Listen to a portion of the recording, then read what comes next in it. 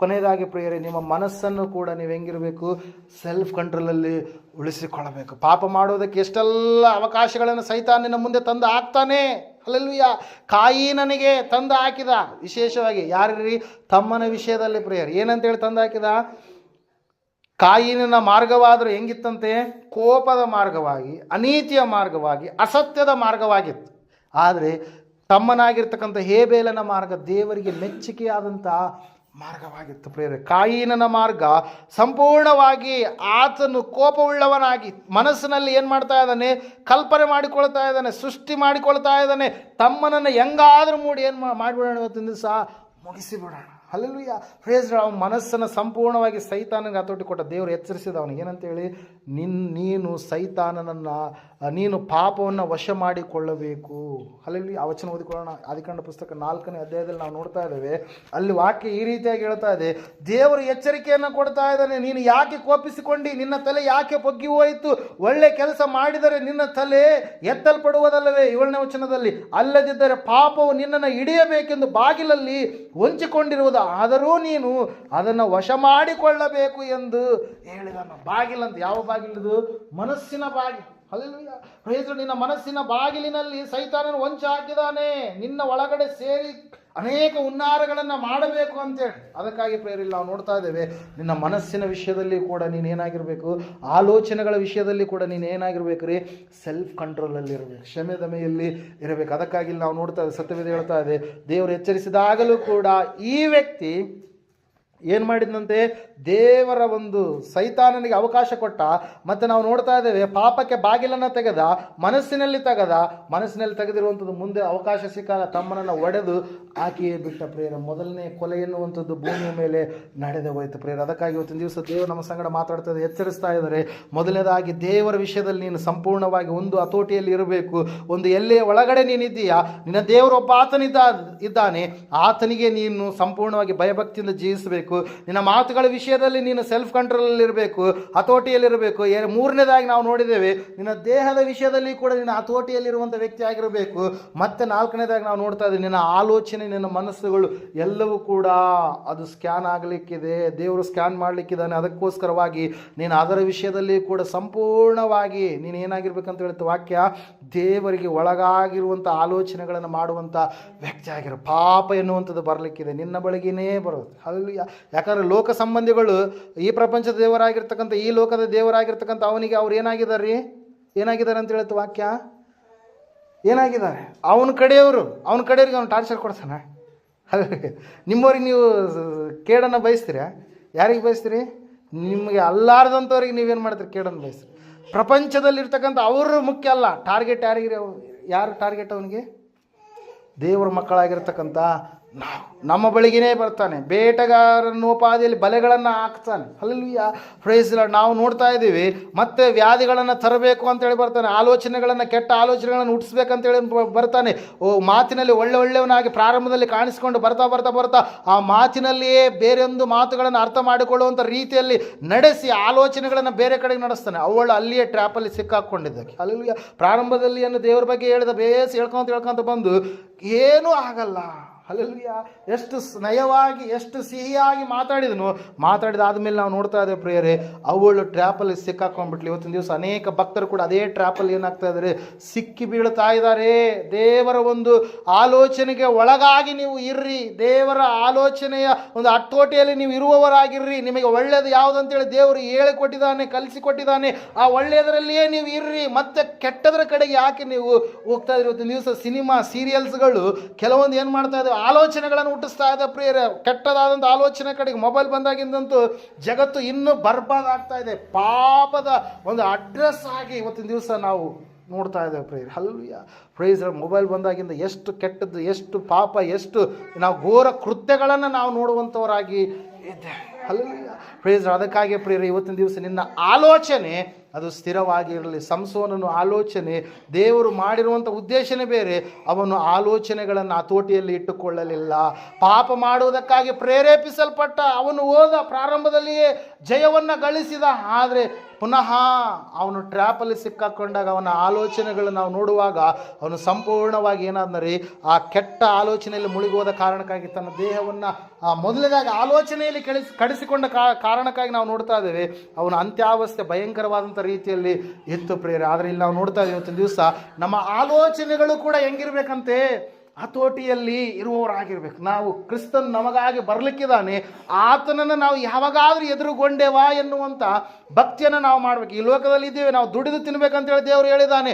ದುಡಿಯುವಂಥದ್ರ ವಿಷಯವಾಗಿ ನಾವು ಹೆಂಗಿರ್ಬೇಕ್ರಿ, ನ್ಯಾಯಯುತವಾಗಿರಬೇಕು, ಸರಿಯಾದ ರೀತಿಯಲ್ಲಿರುವಂಥವರಾಗಿರಬೇಕು.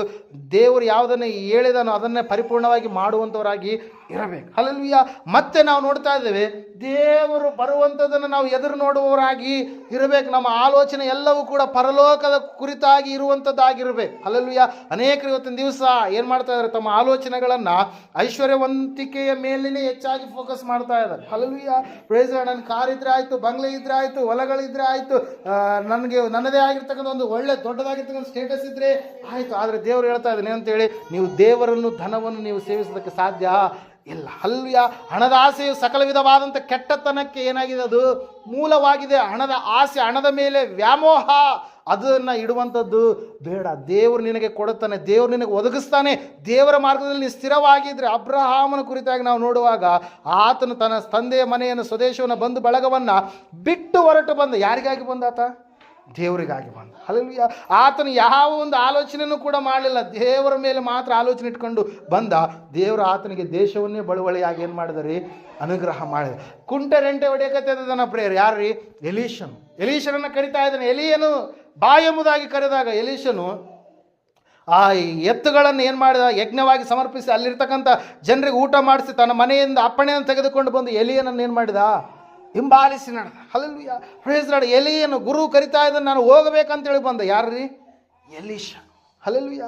Price Lord. ಆಲೋಚನೆ ಅವ್ರದ್ದು ಒಂದೇ ಆಗಿತ್ತು. ಇಲ್ಲಿ ನಾವು ನೋಡ್ತಾ ಇದ್ದೇವೆ, ಇವತ್ತು ನಮಗೆ ಆಲೋಚನೆ ಇಲ್ಲ. ಅದಕ್ಕಾಗಿ ನೋಡ್ರಿ, ಎಲಿಯನನ್ನು ಹಿಂಬಾಲಿಸಿ ಬಂದ. ಎಲಿಯನ್ನು ನಾವು ನೋಡುವಾಗ 8 ಅದ್ಭುತಗಳನ್ನು ಮಾಡಿದರೆ ಎಲೀಷನ ಎಷ್ಟು ಮಾಡಿದ? ಡಬಲ್ 16 ಅದ್ಭುತಗಳನ್ನು ಮಾಡಿದ. ಹಲ್ಲೆಲೂಯಾ. Praise lord. ಇಲ್ಲಿ ನಾವು ನೋಡುವಂಥದ್ದು ಒಂದೇ, ತಿಳಿಯಬೇಕಾದಂಥ ಸಂಗತಿ ಒಂದೇ, ನಮ್ಮ ಆತ್ಮ ಆಲೋಚನೆ ಎಲ್ಲವೂ ಕೂಡ ದೇವರ ಮೇಲೆ ನಾವು ಕೇಂದ್ರೀಕರಿಸಿಕೊಂಡವರಾಗಿ ಇರುವಾಗ ಸೈತಾನನ ಅನೇಕ ವಿಧದಲ್ಲಿ ನಮಗೆ ಬಾಗಿಲನ್ನು ತಟ್ಟುವಾಗ ಅವುಗಳನ್ನು ನಾವು ಜಯಿಸೋದಕ್ಕೆ ಸಾಧ್ಯ ಆಗುತ್ತೆ. ಸೈತಾನನ್ನೇ ನಮ್ಮನ್ನು ಬಿಟ್ಟು ನೀನು ತೊಲಗಿ ಹೋಗಿ. ನಾವು ಒಬ್ಬನ ಪತ್ರಿಕೆಯಲ್ಲಿ ವಚನ ಈ ರೀತಿಯಾಗಿ ಹೇಳುತ್ತೇನಂತೇಳಿ, ಸೈತಾನನನ್ನು ನೀವು ಏನಂತ ಹೇಳ್ತಾ ಇದೆ ವಾಕ್ಯ, ಜಾಡಿಸಿರಿ, ಅವನನ್ನು ನೀವು ಗದರಿಸಿರಿ, ಅವನು ನಿಮ್ಮನ್ನು ಬಿಟ್ಟು ಹೋಗುವನು. ದೇವರ ಸಮೀಪಕ್ಕೆ ಬನ್ನಿರಿ, ದೇವರು ಆಗಲಾತು ನಿಮ್ಮ ಸಮೀಪಕ್ಕೆ ಬರುವನು ಎಂಬುದಾಗಿ. ಹಲ್ಲೆಲೂಯಾ. ಓದ್ತಿರ ಮನಸರ ವಚನ. ದೇವರ ಸಮೀಪಕ್ಕೆ ಬನ್ನಿರಿ, ಆಗ ಆತನು ನಿಮ್ಮ ಸಮೀಪಕ್ಕೆ ಬರುವನು. 7ನೇ ವಚನದಲ್ಲಿ ಏನಿದೆ, ಹೀಗಿರಲಾಗಿ ದೇವರಿಗೆ ಒಳಗಾಗಿರಿ, ಸೈತಾನನನ್ನು ಏನು ಮಾಡ್ಬೇಕಂತೆ, ಎದುರಿಸಿರಿ, ಅವನು ನಿಮ್ಮನ್ನು ಬಿಟ್ಟು ಓಡಿ ಹೋಗುವನು. ಹಲ್ಲೆಲೂಯಾ. Praise lord. ಸೈತಾನನ ಅವತ್ತಿನ ದಿವಸ ಕಾಯಿನನ ಬಳಿಗೆ ಬಂದ, ಸೈತಾನ ಅವತ್ತಿನ ದಿವಸ ಅವಳ ಬಳಿಗೆ ಬಂದ, ಸೈತಾನ ಅವತ್ತಿನ ದಿವಸ ಅನೇಕ ಭಕ್ತರ ಬಳಿಗೆ ಬಂದ. ಅವರ ಟ್ರ್ಯಾಪಲ್ಲಿ ಸಿಕ್ಕಾಕೊಂಡ್ರು. ಆದರೆ ಇವತ್ತು ದಿವಸ ನಮಗೆ ದೇವರು ಮುಂದೆ ತಿಳಿಸ್ತಾ ಇದ್ದಾನೆ, ಅವನು ಬರ್ತಾನೆ. ಆದರೆ ನೀವು ಏನು ಮಾಡ್ಬೇಕು, ನೀವು ಎದುರಿಸಬೇಕು. ಅವನಿಗೆ ಒಳಗಾಗಬೇಡ್ರಿ, ನೀವು ಅವನನ್ನು ಎದುರಿಸಿ. ನೀವು ದೇವರಿಗೆ ಒಳಗಾದರೆ ಅವನನ್ನು ಎದುರಿಸುವಂಥದ್ದು ನಿಮಗೆ ಬಹಳ ಸುಲಭ ಎಂಬುದಾಗಿ ಪ್ರೇರ. ಅದಕ್ಕಾಗಿ ನಿಮ್ಮ ಆಲೋಚನೆಯು ಕೂಡ ಸಂಪೂರ್ಣವಾಗಿ ದೇವರ ಮೇಲೆ ಕೇಂದ್ರೀಕೃತವಾಗಿ ಇರಬೇಕು. ನೀವು ಆಲೋಚನೆ ಮಾಡುವಂಥ ಎಲ್ಲ ವಿಧಾನವೂ ಕೂಡ ದೇವರಿಗೆ ಮೆಚ್ಚುಗೆಯಾದಂಥ ರೀತಿಯಲ್ಲಿ ಇರಬೇಕು ಪ್ರಿಯ. ಅದರ ಸಲ ಯೇಸು ಸ್ವಾಮಿ ಹೇಳ್ತಾ ಇದ್ದಾರೆ ಮತ್ತಾಯ ಬರೆದ ಸುವಾರ್ತೆಯಲ್ಲಿ, ನಾವು 5:27 ಹೋದ್ರಮ್ಮ. ಮತ್ತಾಯ 5:27, ವ್ಯಭಿಚಾರ ಮಾಡಬಾರದೆಂದು ಹೇಳಿದೆ ಎಂಬುದಾಗಿ ನೀವು ಕೇಳಿದ್ದೀರಷ್ಟೇ, ಆದರೆ ನಾನು ನಿಮಗೆ ಹೇಳುವುದೇನೆಂದರೆ, ಪರಸ್ತ್ರೀಯನ್ನು ನೋಡಿ ಮೋಹಿಸುವ ಪ್ರತಿ ಮನುಷ್ಯನು ಆಗಲೇ ತನ್ನ ಮನಸ್ಸಿನಲ್ಲಿ ಆಕೆ ಕೂಡ ವ್ಯಭಿಚಾರ ಮಾಡಿದವನಾದನು. ಹಲ್ಲೆಲೂಯಾ. Praise lord. ನಿನ್ನ ಬಲಗಣ್ಣು ನಿನ್ನನ್ನು ಪಾಪದಲ್ಲಿ ಸಿಕ್ಕಿಸುವುದಾದರೆ ಅದನ್ನು ಕಿತ್ತು ಬಿಸಾಟು ಬಿಡು. ನಿನ್ನ ದೇಹವೆಲ್ಲ ನರಕದಲ್ಲಿ ಬೀಳುವುದಕ್ಕಿಂತ ಅವಯವಗಳಲ್ಲಿ ಒಂದು ಹೋಗುವುದು ನಿನಗೆ ಹಿತವಲ್ಲವೇ? ನಿನ್ನ ಬಲಗೈ ನಿನ್ನನ್ನು ಪಾಪದಲ್ಲಿ ಸಿಕ್ಕಿಸುವುದಾದರೆ ಅದನ್ನೂ ಕಡಿದು ಬಿಸಾಟು ಬಿಡು. ನಿನ್ನ ದೇಹವೆಲ್ಲ ನರಕದಲ್ಲಿ ಬೀಳೋದಕ್ಕಿಂತ ಅವಯಗಳಲ್ಲಿ ಒಂದು ಹೋಗುವುದು ನಿನಗೆ ಹಿತವಲ್ಲವೇ? ಅಂದರೆ ನರಕದ ಕುರಿತಾಗಿ ನಿನಗೆ ಎಷ್ಟು ಬೇಜವಾಬ್ದಾರಿತನವನ್ನು ಇವತ್ತಿನ ದಿವಸ ಜನರು ತೋರಿಸ್ತಾ ಇದ್ದಾರೆ. ನರಕ ಅಂದರೆ ಭಯಲ್ಲಿ ಇವತ್ತಿನ ದಿವಸ. ಅದಕ್ಕಾಗಿ ನೋಡ್ರಿ, ಮನುಷ್ಯರಿಗೆ ಹಿಂಗೆ ಸಾಯ್ತೀವಪ್ಪ, ನಿಮಗೆ ಯಾಕೆ ಬೇಕಂತ ಕೇಳ್ತಾರೆ. ಹಲ್ಲೆಲೂಯಾ. ನಾವು ಹಿಂಗೆ ಸಾಯ್ತೀವಿ, ಹಿಂಗೆ ಇರ್ತೀವಿ ಬಿಡ್ರಿ, ನಿಮಗೆ ಯಾಕ?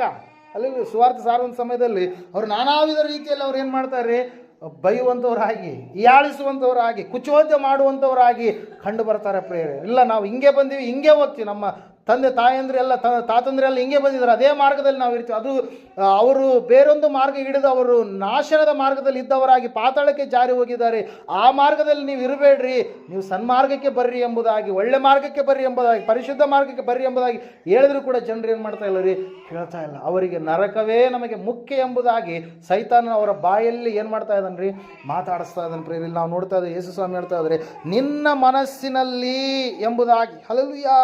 ನಿನ್ನ ಮನಸ್ಸಿನಲ್ಲಿ ನೀನು ಆಕೆ ಕೂಡ ವ್ಯಭಿಚಾರ ಮಾಡಿದವನಾಗಿ ಇರುವೆಯ. ಅಂದರೆ ಆಲೋಚನೆ ವಿಷಯದಲ್ಲಿಯೂ ಕೂಡ ನಾವು ಸಂಪೂರ್ಣವಾಗಿ ಹೆಂಗಿರ್ಬೇಕಂತ ಹೇಳ್ತಾ ವಾಕ್ಯ, ಸಂಪೂರ್ಣವಾಗಿ ಎಲ್ಲೆಯನ್ನು ಹದ್ದನ್ನು ಮೀರಿ ನಾವು ನಡಿಬಾರ್ದು. ಅದಕ್ಕಾಗಿ ವಾಕ್ಯದಲ್ಲಿ ನಾವು ನೋಡ್ತಾ ಇದ್ದೇವೆ ಸ್ಪಷ್ಟವಾಗಿ ಪ್ರೇರೆ ಏನಂತೇಳಿ ಅಂತಂದರೆ, ಈ ವಿಷಯಗಳಲ್ಲಿ ನಾವು ಸೆಲ್ಫ್ ಕಂಟ್ರೋಲಲ್ಲಿ ಇರಬೇಕು. ನಮಗೆ ಒಂದು ಮೇರೆ ಇದೆ, ಆ ಮೇರೆಯನ್ನು ನಾವು ದಾಟಬಾರ್ದು, ಒಡ್ಡನ್ನು ನಾವು ದಾಟಬಾರ್ದು. ನಮಗೆ ದೇವರು ಕೊಟ್ಟಿರ್ತಕ್ಕಂಥ ಒಂದು ಹತೋಟಿ ಯಾವುದಿದೆ, ಹತೋಟಿ ಒಳಗಡೆಯೇ ನಾವು ಇರಬೇಕು ಹೊರತಾಗಿ ಮಾಡೋದಕ್ಕೆ ಲೋಕದಲ್ಲಿ ಏನೆಲ್ಲ ಕಾರ್ಯಗಳಿದ್ದಾವೆ, ಆದರೆ ಅವೆಲ್ಲವುಗಳನ್ನು ಮಾಡೋದಕ್ಕೆ ನಾವು ಶಕ್ತರಲ್ಲ. ಯಾಕಂದರೆ ಶಕ್ತಿ ನಮ್ಮಲ್ಲಿ ಇಲ್ಲಂತಲ್ಲ, ಅವುಗಳು ಕೆಟ್ಟವುಗಳಾಗಿದ್ದಾವೆ. ಆ ಕೆಟ್ಟವುಗಳನ್ನು ನಾವು ಆ ಕೆಟ್ಟವುಗಳ ಕಡೆಗೆ ಹೋದರೆ ನಾವು ಕೂಡ ಕೆಟ್ಟ ಏನಾಗ್ತೀವಿ ರೀ, ಕೆಟ್ಟದ್ದೆಲ್ಲ ಏನಾಗುತ್ತೆ ಹೊರಗಡೆ ಬಿಸಾಡಲ್ಪಡುತ್ತೆ. ನಾವೆಲ್ಲರೂ ಕೂಡ ಮತ್ತೆ ಪಾತಾಳಕ್ಕೆ, ಅಗ್ನಿ ನರಕದಲ್ಲಿ ಬೀಳುವಂಥವರು ಆಗ್ತೀವಿ. ಅದಕ್ಕಾಗಿ ನಮ್ಮ ಮನಸ್ಸು, ನಮ್ಮ ದೇಹ, ನಮ್ಮ ಮಾತುಗಳು, ಅದೇ ರೀತಿಯಾಗಿ ನಮ್ಮ ನಾಲಿಗೆ ಮತ್ತು ನಾವು ದೇವರ ಮೇಲೆ ಇಟ್ಟಿರ್ತಕ್ಕಂಥ ನಂಬಿಕೆ, ಭಕ್ತಿಯು ಕೂಡ ಸ್ಥಿರವಾಗಿ